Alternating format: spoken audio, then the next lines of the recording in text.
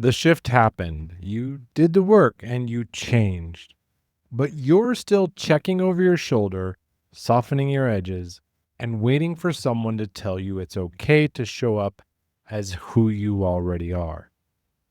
That's not humility, it's a habit. And that habit belongs to a version of you that no longer exists.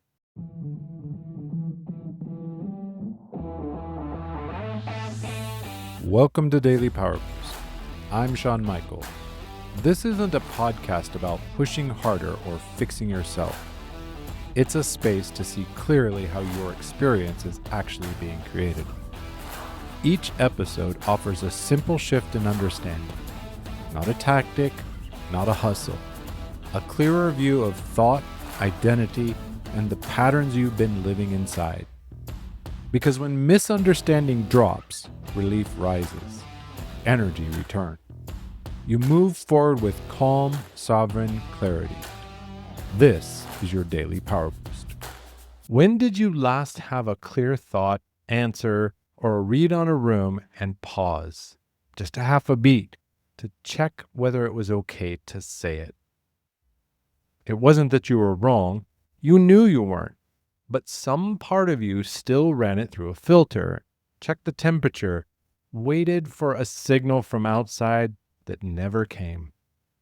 That pause, that's what we're talking about today. Season 8 opens here, not with a declaration, with a pattern. The first thing that shows up after a real identity shift isn't a crisis or a celebration. It's this: the gap between who you've become and how you're still behaving. We're going to name it because that gap doesn't close on its own. It just gets more expensive to ignore.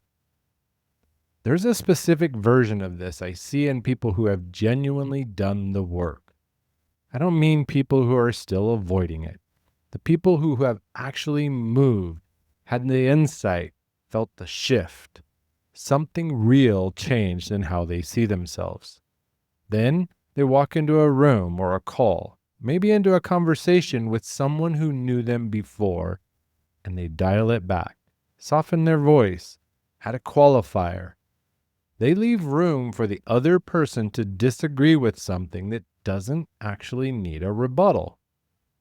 If you ask them why, they're not going to say, "because I'm afraid." They might say, "I just wanted to read the room," or "I didn't want to come across as arrogant." The one that sounds the most reasonable, "I'm still figuring this out." These aren't reasons. They're the old identity translating the new one back into a language it can manage.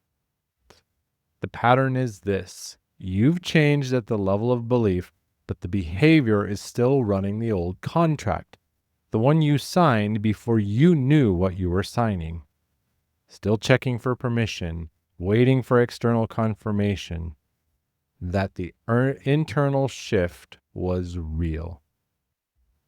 I know this because I've lived the specific version of it where the work is clear and the behavior doesn't follow. I had a point maybe a year into coaching where something genuinely cracked open for me around how I'd been leading. I saw it cleanly. A coaching conversation, the moment it landed, and the days after where I thought differently. Then I got on a call with someone who'd known me for years, and I heard myself default to the same hedged, over-explained version of myself I'd always been with them. It wasn't that I believed it, it's because they expected it, and some part of me decided their expectation was more important than my own shift. That's the gap we're naming. You saw yourself in that. I know you did. Here's what this means at the identity level. You haven't given yourself the authority to be the person you've already become. The shift was real, but your self-concept hasn't been updated in the rooms that matter most. Until it is, you'll keep waiting for a permission that was yours the moment the shift happened. When the gap starts to close, it doesn't feel like confidence. Not at first. It's quieter than that. It's that moment you say what you actually think without a qualifier at the end, and you notice you're not monitoring how it landed. You said it and meant it. You've moved on. It's not that you stopped caring. It's that caring is no longer about approval. Instead, it's about accuracy. You stopped translating yourself for people who knew the old version. Not that you owe them less. You realize continuing to shrink doesn't serve them either. They don't need the old you. They need whoever you actually are now. The cost of crossing this threshold, it's real. Some people preferred the version of you that needed their signal. You've had relationships that were built on you being the one who checked in, softened, and then waited. And when you stop, the dynamic shifts. It's not a sign you're wrong. That's the new ground confirming it's real. One question to carry with you today. Where are you still performing the old version of yourself for an audience that would actually respect the new one? If this landed and you recognize that pause, that half beat before you said what you actually thought, I want to offer you something specific. The no-cost identity clarity call is where we trace that pattern back. We're not looking to analyze it endlessly, to locate it, so you can stop outsourcing permission that you already have. The link is in the show notes. Tomorrow, we go one layer deeper, because naming the gap, that's the beginning. But there's something underneath the checking, something still pulling, and it knows exactly when to show up. We're going to call it out by name.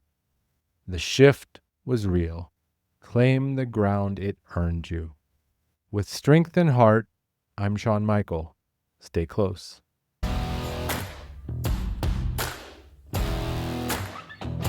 Thanks for tuning in to Daily Power Boost. Ignite your potential.